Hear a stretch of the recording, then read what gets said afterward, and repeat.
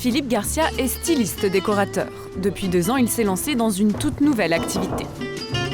Bonjour. Vous allez bien ? Très bien, merci. Il réalise à la demande des particuliers des décorations de tables sur mesure. Aujourd'hui, c'est chez Guillaume, un homme d'affaires pressé. Donc voici la salle à manger. On va se passer notre dîner. Ok. Alors vous avez ici toute ma vaisselle, mes verres et les couverts dont vous allez avoir besoin pour dresser votre table. Vaisselle, chemin de table, couverts, accessoires en tout genre. La table est devenue tout un art. Il existe même des boutiques spécialisées. Vous allez le voir, dresser une jolie table, ça ne s'improvise pas. Philippe a besoin de faire un état des lieux. Ambiance du repas, type d'invité, mobilier, chaque détail a son importance. Je vais essayer de garder l'harmonie de l'appartement. Une règle essentielle pour décorer une table, rester dans les couleurs et les tons de votre intérieur. Ici, la dominante, c'est le noir. Vu que la table est noire, on va pouvoir refaire sortir tous les éléments décoratifs de la table. Donc il n'y aura pas de nappe sur ce type de... Non, je ne vais pas mettre de nappe, je vais travailler juste avec les sets. La nappe est loin d'être obligatoire. Une solution tendance, les sets de table. C'est justement pour ne pas faire de faute de goût que Guillaume a fait appel au service de Philippe Garcia.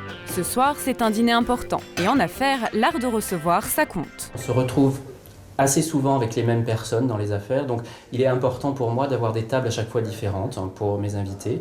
Donc c'est pour ça que j'ai beaucoup de choses à proposer au niveau de mes armoires et pour moi c'est vraiment très très important. C'est parti pour la tournée des boutiques les plus tendances de la capitale. L'œil aiguisé, Philippe s'est déniché des objets déco pour faire d'une table un chef-d'œuvre. Couleurs, volume, matériaux, texture, en professionnel, rien ne lui échappe. Donc je vais prendre ces bougeoirs et également donc les sets de table dans la déclinaison de ces deux couleurs.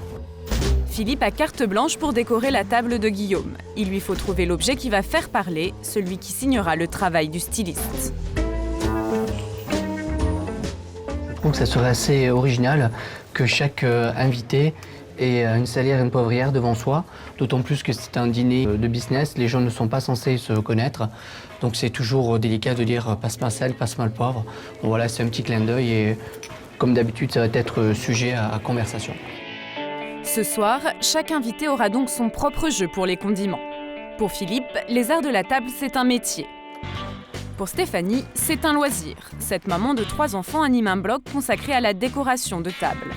Tous les 15 jours, elle imagine une nouvelle ambiance. Aujourd'hui, elle prépare Pâques. Je souhaite partir sur du beige, un petit vert anis et un marron. Pour décorer ses tables, Stéphanie n'achète que très peu de choses. Dans les magasins, elle vient en fait flairer les tendances, piquer des idées. Mes petites brindilles, vous voyez, 4,50 €. Vous allez vous promener, vous prenez une paire de sécateurs, vous coupez quelques branches, ou bien même ramasser les branches qui sont tombées.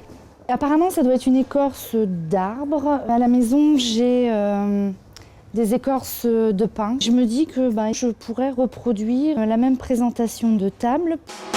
Et côté mise en scène, Stéphanie fait preuve d'imagination. Pour chaque événement de sa vie, une décoration.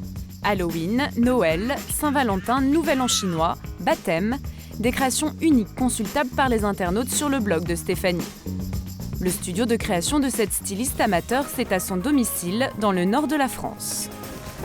Coucou!